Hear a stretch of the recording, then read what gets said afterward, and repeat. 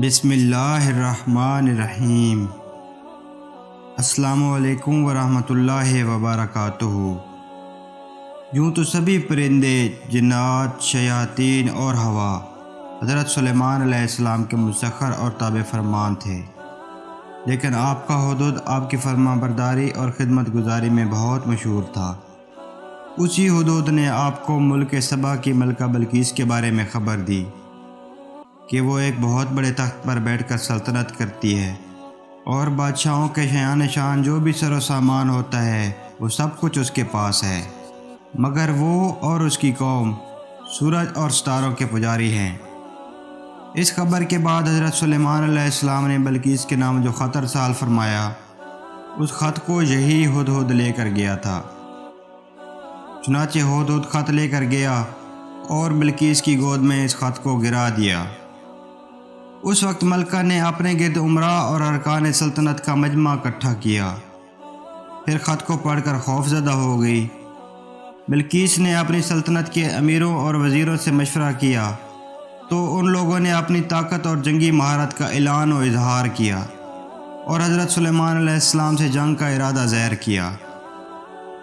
اس وقت عقل مند بلقیس نے اپنے امیروں اور وزیروں کو سمجھایا کہ جنگ مناسب نہیں ہے، کیونکہ اس سے شہر ویران اور شہر کے عزت دار باشندے ذلیل و خوار ہو جائیں گے۔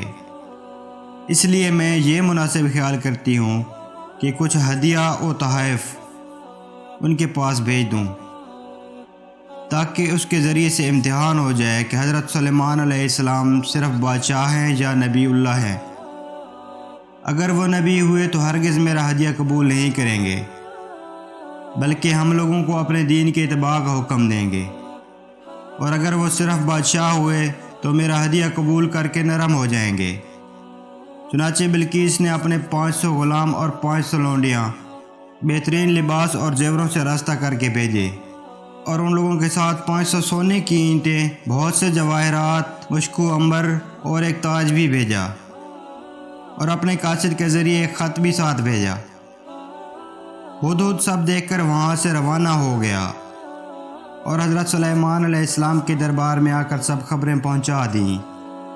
چنانچہ بلقیس کا قاصد چند دنوں کے بعد تمام سامان لے کر دربار میں حاضر ہوا تو حضرت سلیمان علیہ السلام نے غضبناک ہو کر بلقیس کے قاصد اور اس کے ہدایہ و تحائف کو ٹھکرا دیا، اور اس کو یہ حکم نامہ بھیجا کہ وہ مسلمان ہو کر میرے دربار میں حاضر ہو جائے۔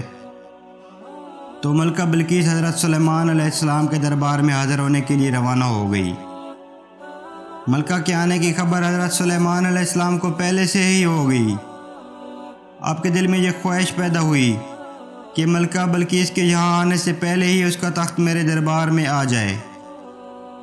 چنانچہ آپ نے اپنے درباریوں سے فرمایا، اے درباریوں، تم میں سے کون ہے جو اس کا تخت میرے پاس لے آئے، اس سے قبل کہ وہ میرے حضور مطیع ہو کر حاضر ہو؟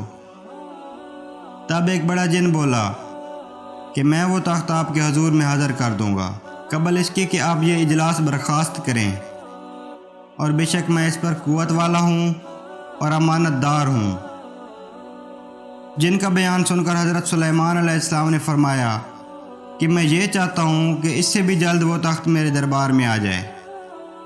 یہ سن کر آپ کے ایک وزیر حضرت آصف بن برخیہ رضی اللہ تعالیٰ عنہ، جو اسم اعظم جانتے تھے اور ایک باکرامت ولی تھے، انہوں نے حضرت سلیمان علیہ السلام سے عرض کیا کہ میں وہ تخت آپ کے ایک پلک جھپکنے سے بھی پہلے آپ کے حضور میں حاضر کر دوں گا۔